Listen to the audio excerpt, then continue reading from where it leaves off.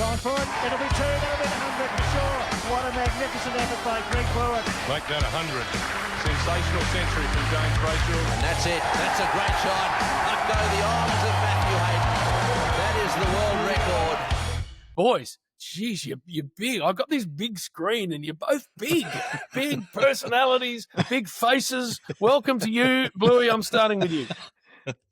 Oh, thank you very much, Jimbo. Well, I'm looking at Haydos, who is, I've noticed that the hair's sprouting up and the hair's sprouting from the face as well. So I've got a couple of, 2 or 3 day growth. But, Bray, I want to ask you as well. Yes. I mean, you still look red in the face from the other day. I've seen photos of you doing marathons.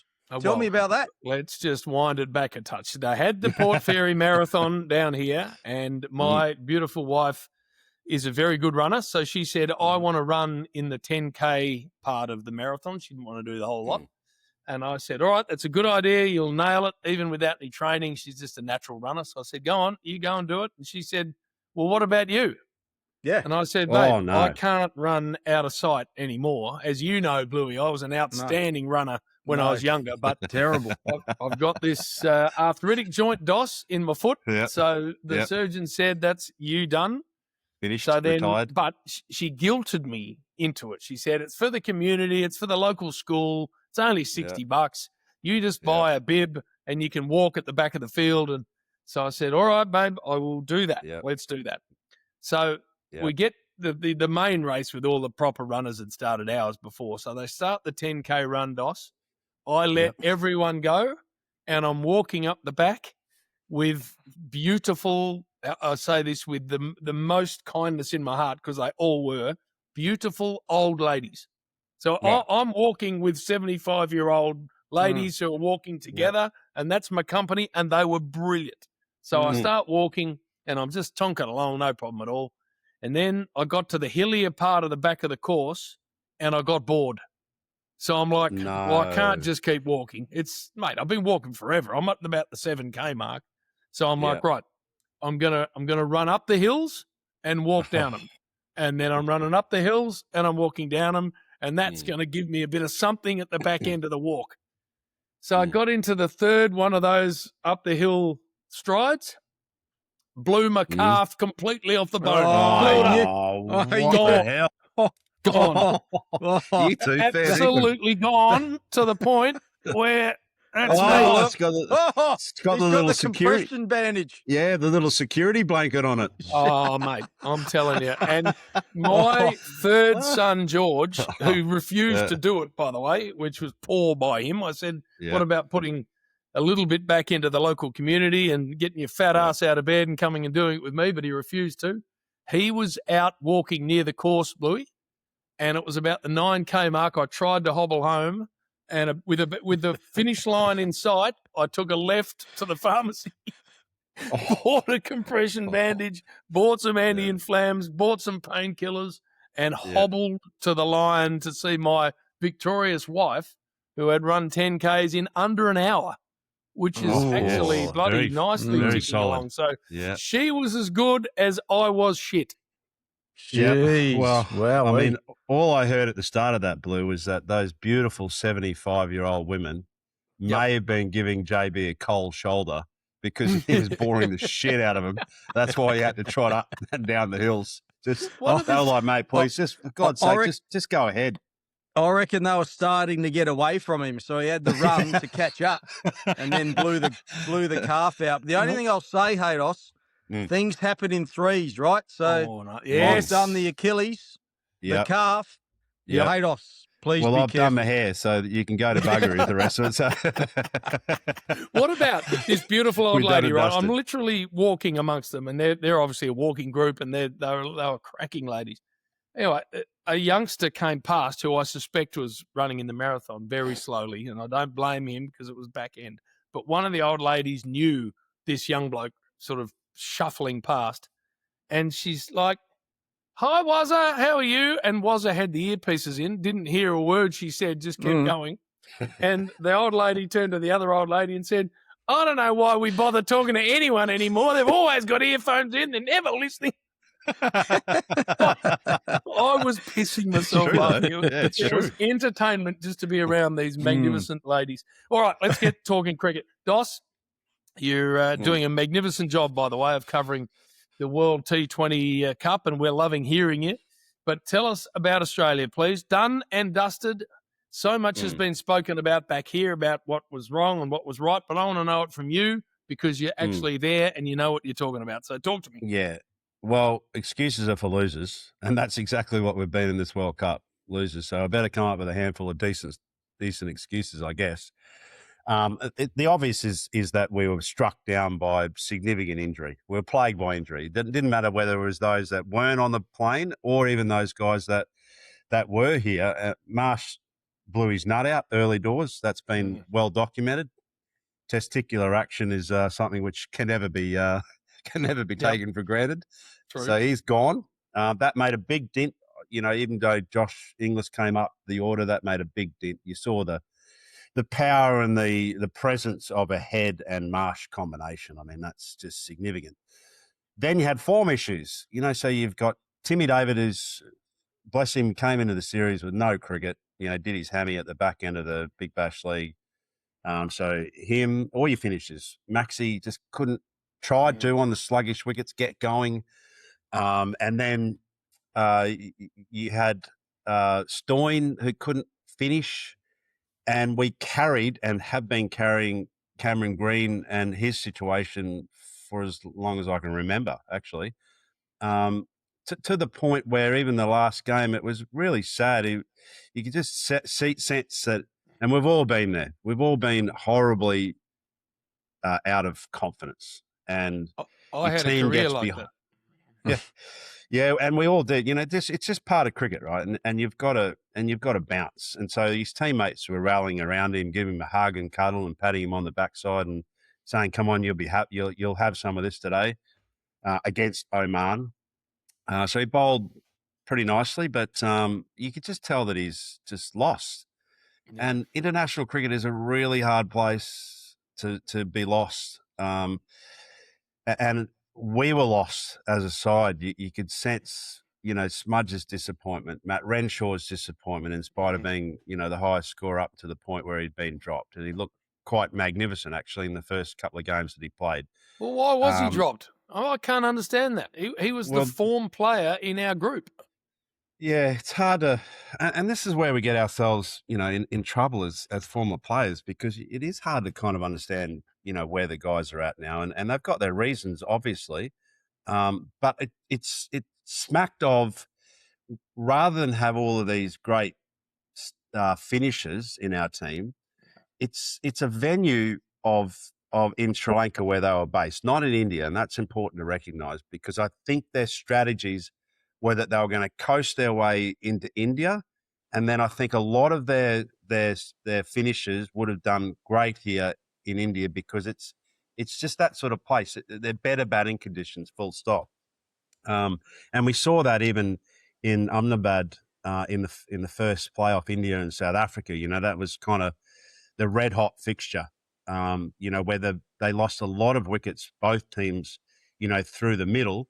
At the top. But what happened is that sides can bounce here, and that's what South Africa did. They batted first on a very good wicket, which has got a very high first innings average total. And Miller, Dewalt Brevis, you know, they got half centuries and just at a real good pace, and they recovered to kind of, you know, that 180 score.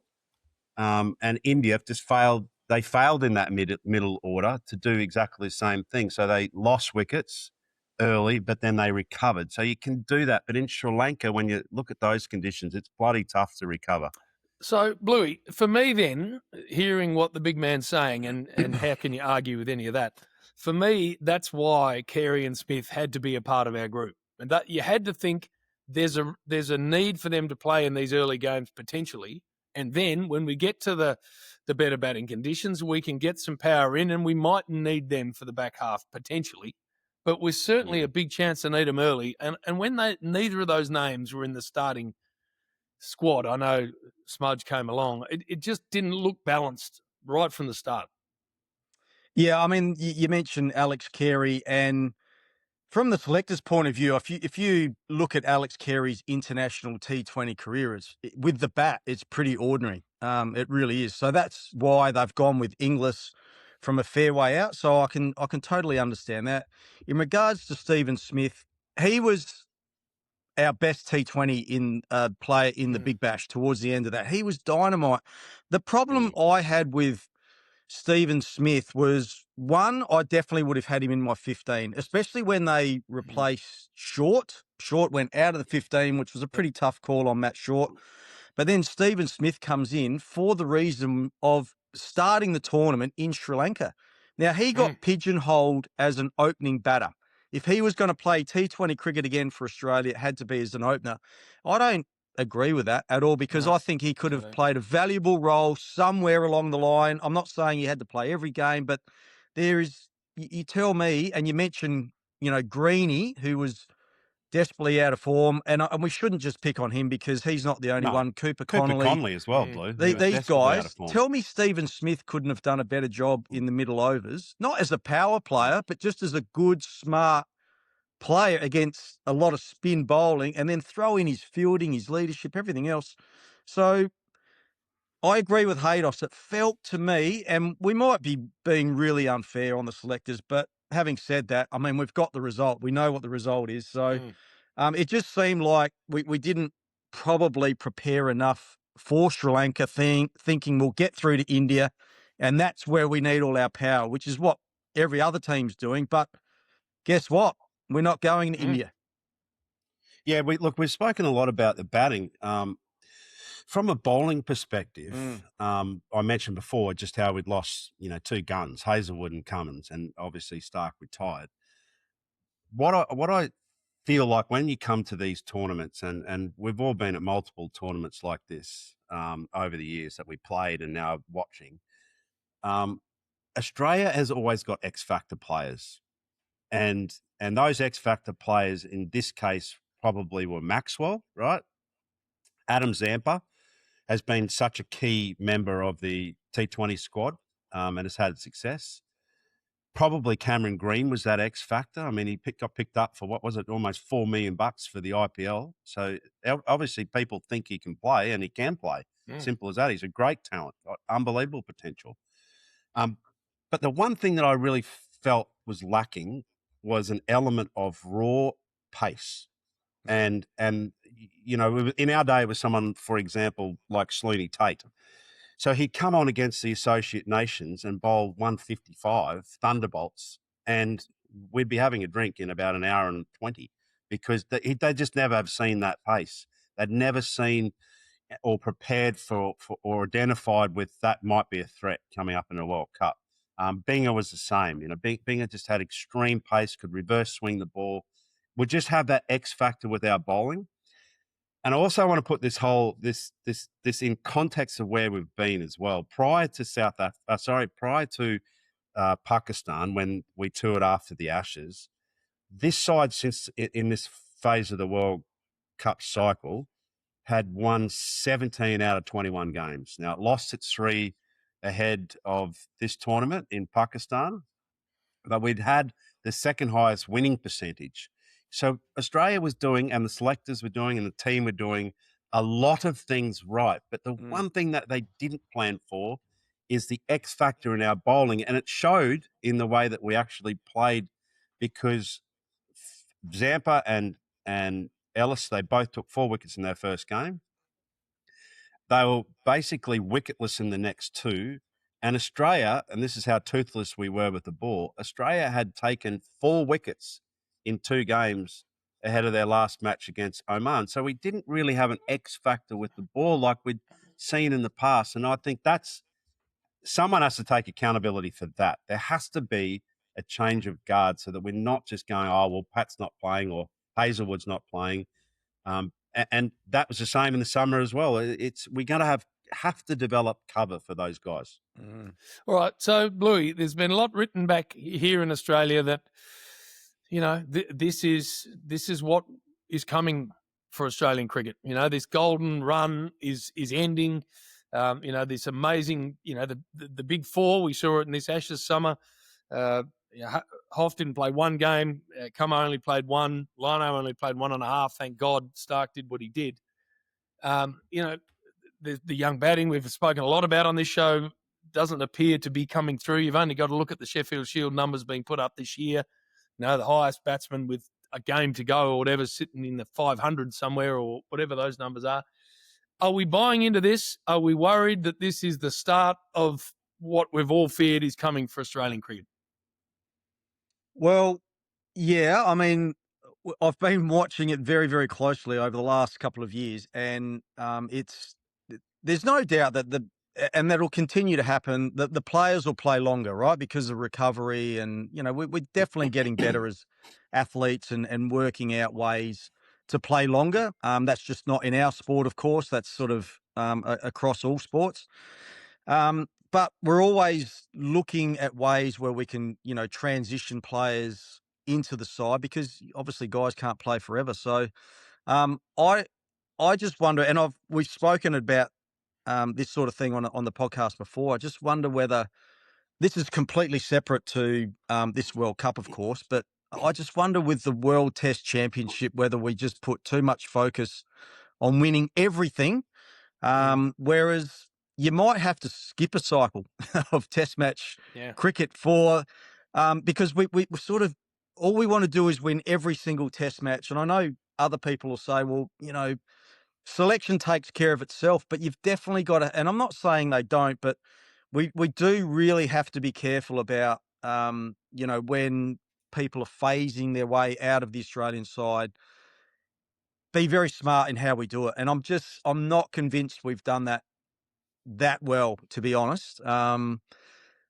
I don't think that really reflects on this World Cup, but in terms of, I'm thinking more probably Test match cricket more than anything. But yeah, and Haydos had a really good point there. I mean, we all know that these three great fast bowlers aren't going to play forever. And who's next? But you look at, I saw something on cricket.com about a month ago, the amount of injuries to our fast bowlers at the moment is frightening. So that's a concern as well, because, you know, with, as I just said, recovery and everything we know now about the human body, we just get so many fast bowlers that go down. That's definitely not improved over the years. So big good chat.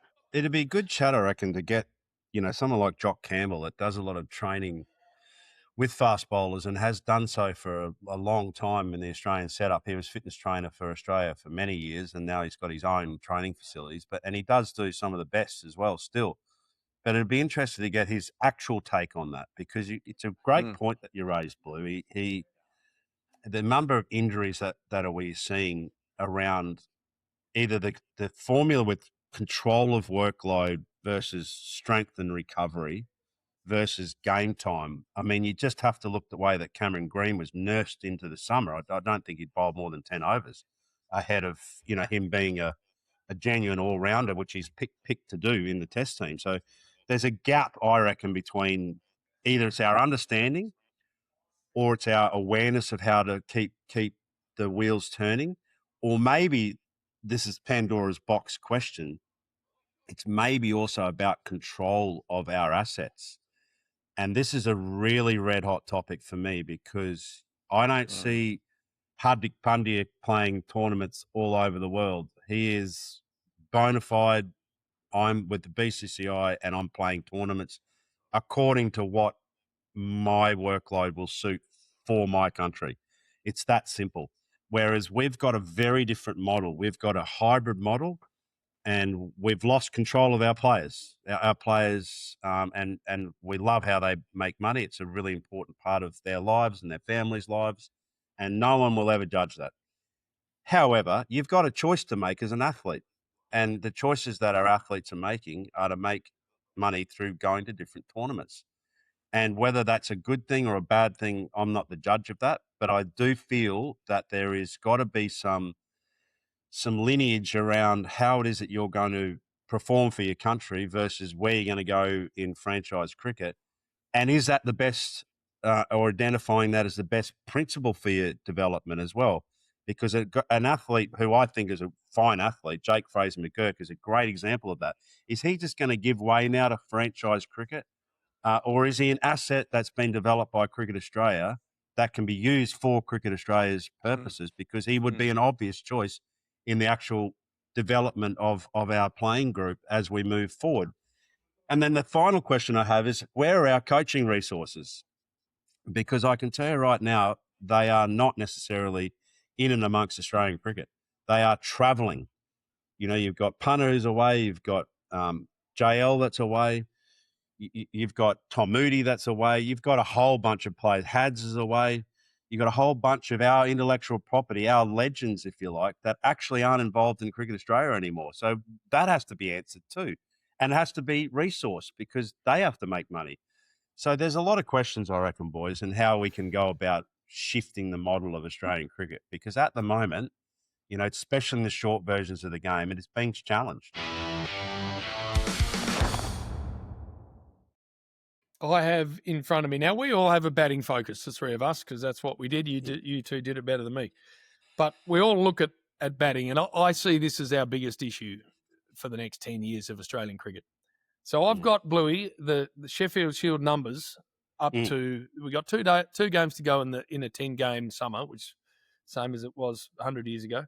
Peter Hanscom leads the Sheffield Shield runs tally at 579 from 8 games. Now, Peter Hanscom's a fine player. No one's got an issue with him. But that's the number one player on the list. We go to Sam Harper, 547, Jake Doran, 540, Curtis Patterson, 535. I mean, I would suggest, Dos, when you were out of the Australian team and trying to get into it, and Bluey, I know it was the case with you because I watched you from the other end at times. Come the 8th game of the season, you blokes are on 1,000 runs and punching towards 1,200, 1,300, not having an apologetic knock on the selector's door. You were kicking it down. Now, I know we've spoken about pitches. We've got to get them better. But if I'm in charge of Cricket Australia's, pathway development, that is damning. I mean, that's not even in the ballpark are good enough. So what are we doing with batters? I mean, Campbell Kellaway, who I've only seen bits of, and what I've seen I've really liked. He's a good-looking player, and apparently he's a ripping bloke, so we're all barracking for someone like Kellaway to be a good player. I've got the top 15, Bluey. He's not even in that. So lots of Victorians, because everyone's parochial about their own players, started this summer were saying, well, if you're looking for an opener, there he is. He's got to play. He's not in the top 15 Shield run makers 8 games into the summer. So how is a bloke with his talent not in that list of 15? So to all the points the big man just made, which are all really good points, I'm adding to my own concern about batting in this country not developing anywhere near sufficiently.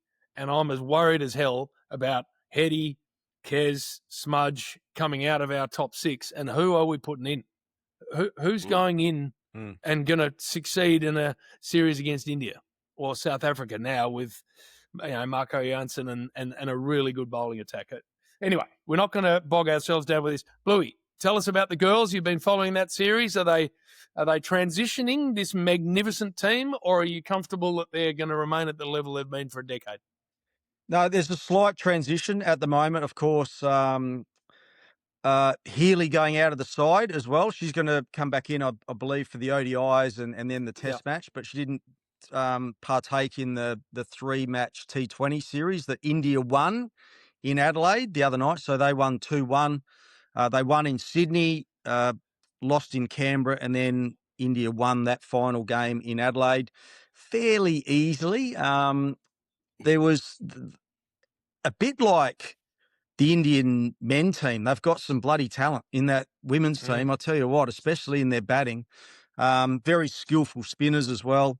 They look like a really close unit. And Australia have got a little bit of work to do, but I feel like they're really 2 evenly matched sides, and I think it's just going to be a bloody humdinger of a series. I really do. Congratulations to Elise Perry, who played her 350th the other day. That's a bloody lot of warm-ups, Haydos, if you throw in some Test match cricket there as well. She's got amazing numbers. Like in Test match cricket, she averages 58, think in ODIs, she averages 48 and in T20s, 30. And then you chuck in the bowling as well. She's, all the bowling averages around about 20. So she's had an unbelievable career, 35 years of age. So she missed out the other night. And what a class act, Bluey, too. Every time you see Pez, she's just she is a classy individual. Yep, and I remember interviewing her when she was, I reckon, 19, 20. So, now that she's 35 and all her teammates love her, they say exactly the same thing, because a lot of the spotlight was on her playing her 350th international game for Australia. And they all said she'd be hating it. She doesn't necessarily like the limelight. She's a real team player and a real trailblazer for one of the real trailblazers for the women's game. Yeah, so I remember JB. I remember playing it must have been a charity game at the SCG, and Elise was just a little one. I can't remember. She might have been 18 or 17 at the time, but she was very young. And I just remember thinking on the playing park that this is an elite athlete. I mean, she's dual international, which is. That pretty much says it all. There was one time, though, when she was fielding at she was at the women's stand, the ladies' stand, and I was feeling it mid-wicket, and the ball went out to her. And that's, as you know, that's often the longest side of the SCG going out that way. And I remember thinking, I'm going to come in and sort of have a relay throw with her. Yeah, give her a chop. And so I rushed towards her and I'm, hey, sort of waving my hands, like hit me.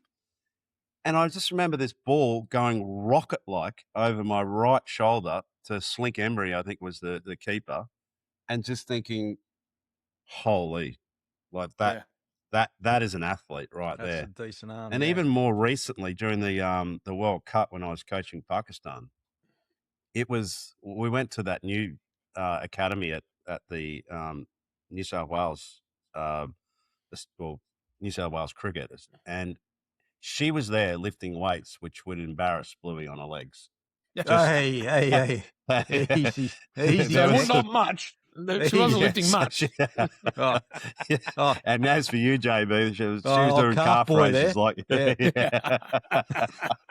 No, but seriously, I mean, I think that's where, and it has to be said, I know that we do get quite critical at times, but the investment into the women's game has been quite remarkable, right? Like they are a decade, in front of, or more. I think they're probably 2 decades in front of most of the global teams. But I will say this, that when you think about the transition for the Australian cricket team, what about the transition and the investment now from a country like India in the women's game where they're just on fire, right? So they've gone, we're going to grab the bull by the horns here. We've got 1.4 billion people, and we are now going to charge towards titles with our women as well. Yep. And gosh, it's refreshing to see because you can just sense now the athletic ability. Like someone like Rodriguez, for example, she's a bloody good athlete. She's not only a talent, but she's being now allowed the possibility to showcase what it's like to be a good running athlete, a good lateral mover, all the things that you sort of take for granted, I guess, in the football codes, in particular AFL and rugby league. You go to their training sets, which I'm sure you guys do, and you just go, wow, we are pathetic, really, as cricketers. Like, they are proper athletes. Yeah. No, well, I had a similar experience. I think I've said it on this show at a gym in Broome where a young Annabelle Sutherland was in there, and I didn't realise it was Annabelle. I only saw Mum and Dad later and then realised who it was, and my goodness, she was smashing it. I remember, we've all spent a lot of time in gyms with athletes. It was impressive, and that no wonder she's gone on to be the player she is, and she's got lots left in the tank too. All right. I had some boys down here playing golf, which we do every year. Bluey normally comes, but at the moment he's hamstrung a bit. Not with health, Dos, just not able to get away because his wife basically says you're not going, and he doesn't come. That's it. Pretty much what happens. So haven't seen him for a couple of years. Can't deny it. which deny it. needs to be rectified going forward. Happy life, Blue. I need to get Joylene just releasing the shackles a touch to get Bluey back. But good group of boys down here, and they all love their cricket. So we're all having a personality tablet after the golf. And they started asking me about Viv Richards. And they said, "Did you ever play against Viv Richards?" I said, "Look, I didn't," which I was devastated about because I played a tour match for WA against the West Indies. He was the captain of the West Indies for that tour, but decided not to play in that game. And all I wanted to be able to say, Dos, once in my life, was that I'd shared a ground with the coolest cricketer I've ever seen, and growing up idolising as we all did. So they then started saying to me, "Tell me, some stories about him. What sort of a unit?" And I said, "Well, there are hundreds, because he was as cool as any player's ever been. That famous county story about the bowler beating him a couple of times and saying it's 5.5 ounces in red, see if he can hit it. And he smashed it 18 rows back the next ball, and he said, 'You know what it looks like, go and find it.'" But I said to them, my favourite story ever, and it's not mine, it's Chris Cowdrey's, and I heard it, he spoke at a dinner years ago, and I remember it was then posted online, but it was hilarious. I'm going to read it so I don't get any of it wrong, and it's Chris Cowdrey's story, not mine, as I said. But this is Chris talking. He goes, "I was very proud to be appointed England captain. I went for the toss wearing my whites and an England blazer. Viv Richards came out wearing a Bob Marley T-shirt, surfing shorts and flip-flops. He said, 'As England captain, you should read your team sheet out to the opposing captain.' He said, 'I got no further than 4 names in when Viv said, "Play you want, man, it ain't going to make any difference."' And I said to these blokes, that sums the man up, because not only was he the coolest man alive, but he just had the swag, Bluey.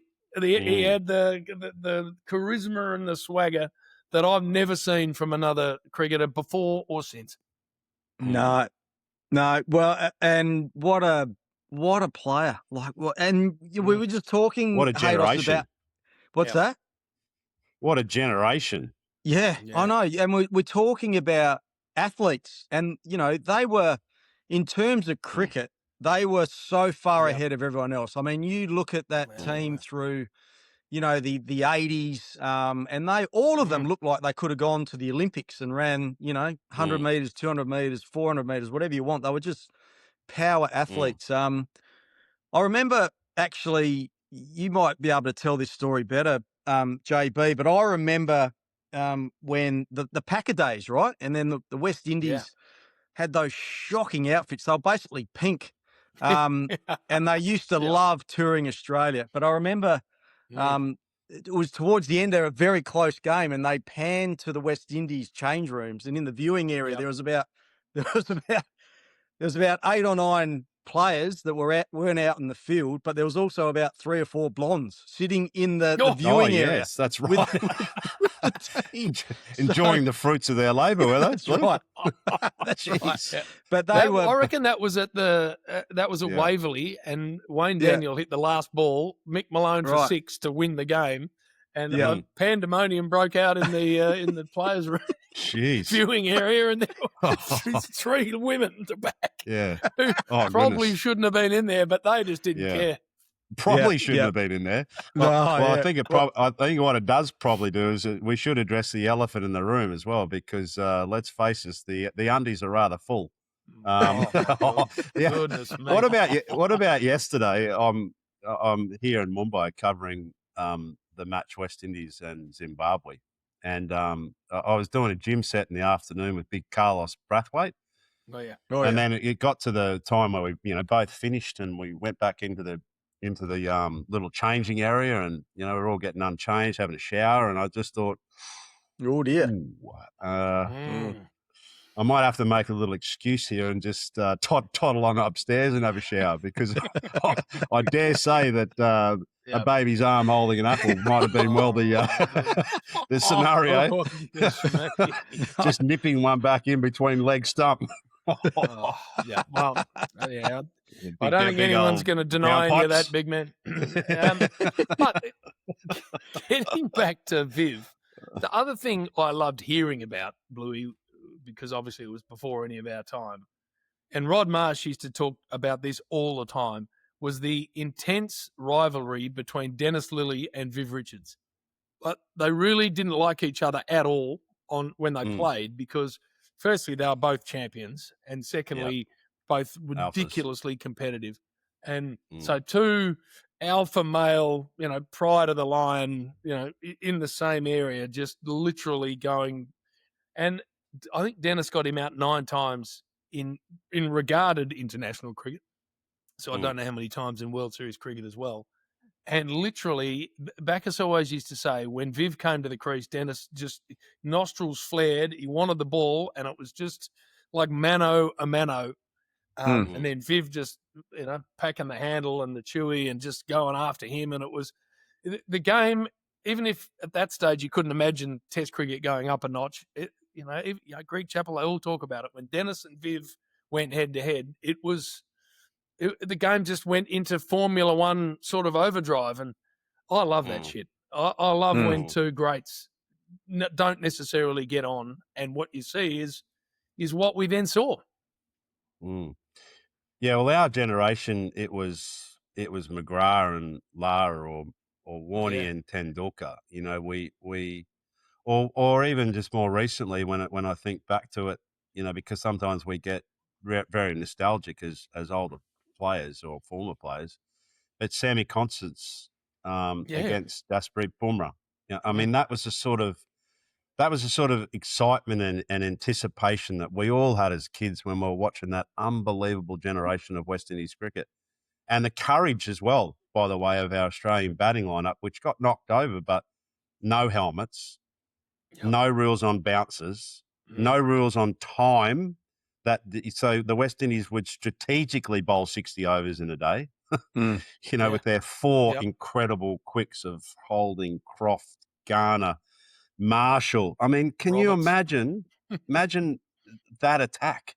It's raw, and that athletic ability that we just seem to, as kids, it was like we were like moths to a naked flame. It was so damn good watching. It's so entertaining. And it was so powerful for the game because, I mean, it wasn't – these are in times as well where, the West Indies cricket were a suppressed nations, so they had to battle that kind of, if you like, white supremacy, which they did so by their bat and ball and their fielding and athletic ability. They were very unique and special times, and they're all, to a man, unique and special cricketers. Well, Bluey, you were there. I don't know whether you availed yourself of this particular gentleman, but at my wedding, it was an eclectic mix of a whole lot of people. But a lot of the people who weren't involved in cricket were cricket lovers. They were from the AFL world but loved cricket. And one of the older crew that were there was Bruce Laird.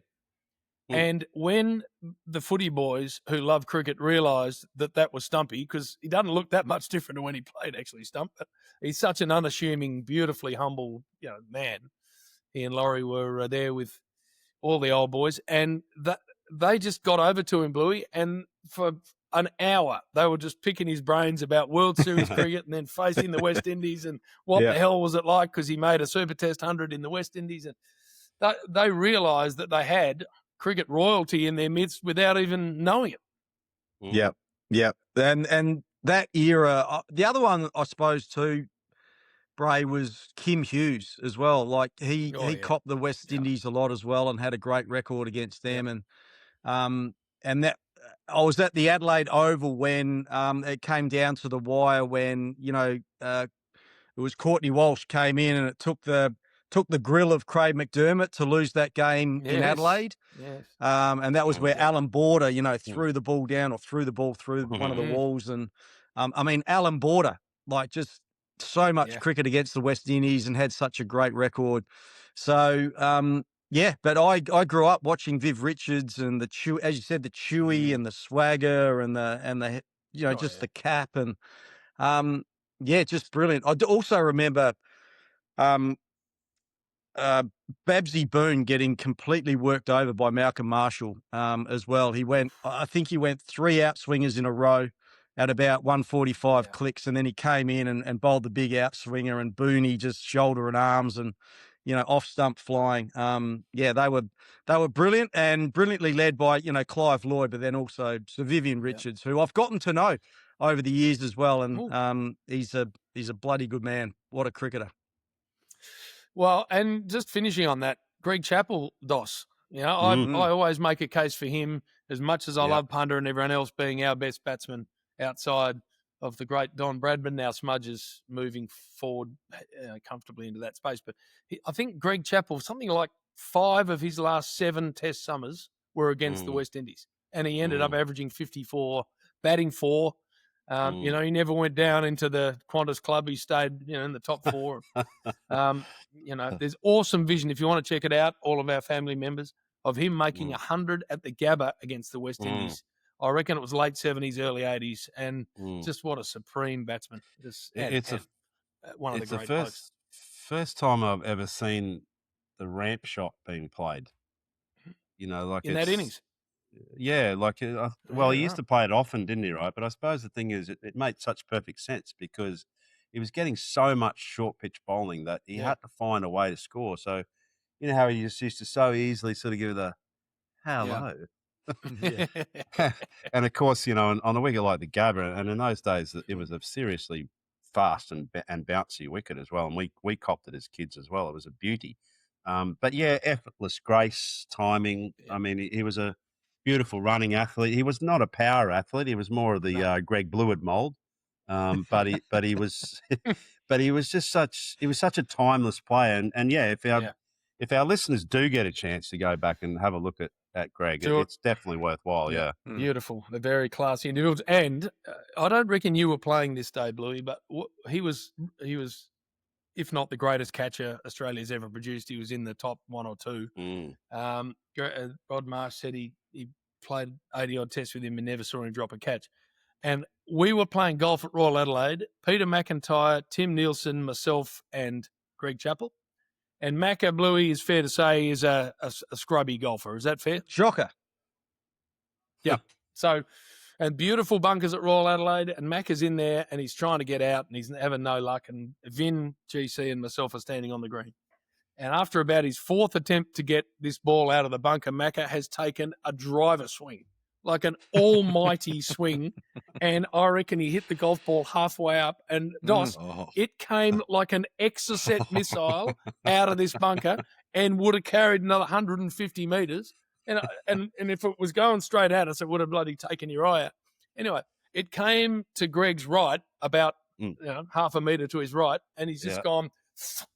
Threw it back into the bunker and said, I think you've had enough, Macca. I turned to Vin. I said, did you see that? Most of us are ducking, thinking we're lucky not to get bloody conked in the head. And Greg has taken it as sweet as a nut and just dribbled it back in. That's enough for you, Macca. Anyway, so I had a first-hand look at how good a bloody catcher he must have been back in the day. All right, radar time. Where are we at, Blue Boy? I get the feeling you might want to open the batting here. Well, I came across this young man who scored. He was playing for the Croydon Rangers on the weekend. Now, I think that's in Victoria, I reckon. But his name is Matt Steiniger.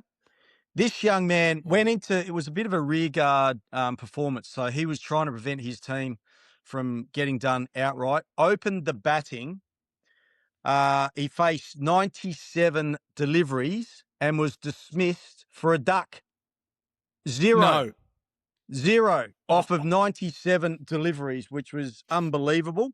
But that got me thinking, because we played in that Shield final, JB, against WA, 95-96 in Adelaide, that we drew the game and we won the Shield. And we were trying in the end, because JB got out at a very crucial time. We had a very good partnership. Haydos, we would have chased the runs down, but he was sort of thinking more about his own total and hit Brad Hogg straight up the chimney, out. Off he went. Didn't pick the wrong one. And Jamie Siddons came out to bat, who had injured himself in the first innings. And what did he have? Like a hip flexor or something to do with his... Yeah, hip flexor. Went off to get injected. Yep, he did. Yeah, couldn't run. So we at that stage we just made the decision just to try and bat out the last day.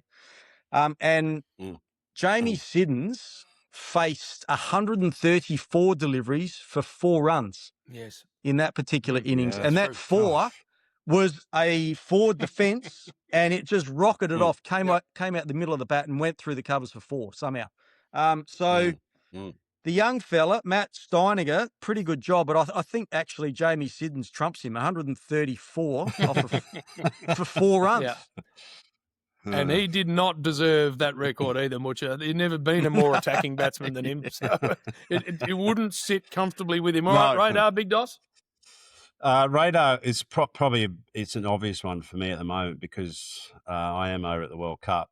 I just want to mention that in the status of how this Super 8 is going, you've got South Africa that hammered India. So it's twice on that ground in Ahmedabad that where they were playing that they were just able to get India into a position of just significant pressure. There's no doubt that India feel the pressure of a home nation like India. The whole world, doesn't matter whether you're in a tut-tut, a taxi, in a plane, wherever you are at the moment in this country, it is cricket. Like I was having a meal yesterday at the race course. Dear friends of mine took me out there and it was Sunday afternoon races. And, as you know, the giddy-ups are going around. There wasn't a person that I didn't get a photograph with in the restaurant. There would have been 250 people in this place. It was Sunday lunch with Doss, it was. But the whole place is crazy about cricket, right? So is my point. And they got hammered. And, when you think about the other final as well, England, they didn't have a great group stage, or certainly didn't have a group stage where they had a lot of certainty around what they were doing, but they hammered the home team, Sri Lanka as well, in their World Cup match up in Kandy. So, there's some promising signs for England, promising signs for South Africa. The West Indies they won every one of their group stages. They look like they're in really good form. They've got some, terrific fast bowlers, some powerful Shimon Hetmeyer, Sheffield Rutherford are in great nick. They come up against Zimbabwe a little later today. And Zimbabwe, I mean, gosh. What a story, Doss. I don't know if you boys have been. Yeah, it's amazing. It's one of the great stories. They look solid. They've been Bennett at the top. Blessing Azhar Mbani is Curtly Ambrose in a different colour suit. He's 7 foot tall. He's huge, and he bowls good velocity, great control. Got a good slower ball, and a good Yorker. He's a dangerous bowler. They've got a handful of good spinners as well. So, I'm just looking forward to seeing what unfolds. Over the next week. We've got all these Super 8 games going on right now, and it looks like to me firming favourites in the top the semi-finalists will be West Indies, England, South Africa and India should bounce, even though they had their hiccup against South Africa. And in particular, they took us out in the ICC Test World Championship. So they're real front runners. Miller's in great form. Their bowlers, KG and Ngeti's got this newfound love of the slower ball, which he just seems to be bowling really nicely on these wickets that often do just hold and at early stage of the summer. So they're looking bloody good. So that's my radar for the week. Yeah. Well, I tell you mine, and I know you boys will jump all over this as well. Ferocious on social media, our great mate Damien Martin. But I saw this. This is 5 a.m. up on the Goldie. He's back out doing the PT sessions and doing the soft sand running. And he's written underneath it that he's feeling great. Great to be back at full training now. Sun and sand feels just right.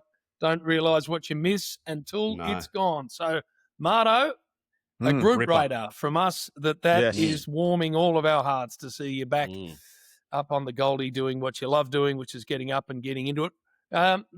Nothing like myself, Bluey. I'm a sleeper in the morning. I don't get up at all. No. No, you're not good. At all. You got to look after that calf. No.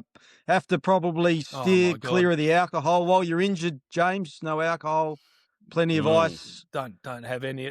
Louis, you don't look like this if you're a heavy consumer of alcohol. So you know that's the case. Right. You should have a close up of that nose, I reckon, Blue. Because I'm telling you what I am doing. It's a bit of a Rudolph often. My third son, I can see, he's up and down the bloody stairs with his golf gear on. So I'm going out to play golf, and I'm winged.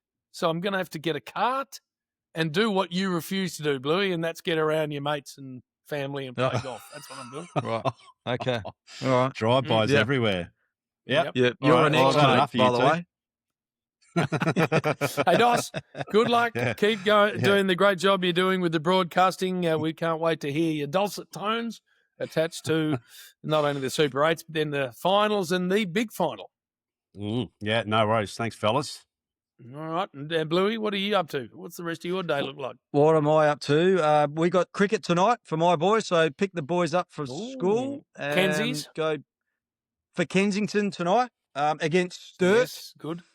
So we'll pick them up from school, bit of sushi on the way to cricket tonight. So that is my night. Probably eat about 9 p.m. Well, take them into the rooms at Kensington. There's some famous names on the honour board there, Bluey. No, just knocked educate down. them as to who's come before. Demolished. Yep.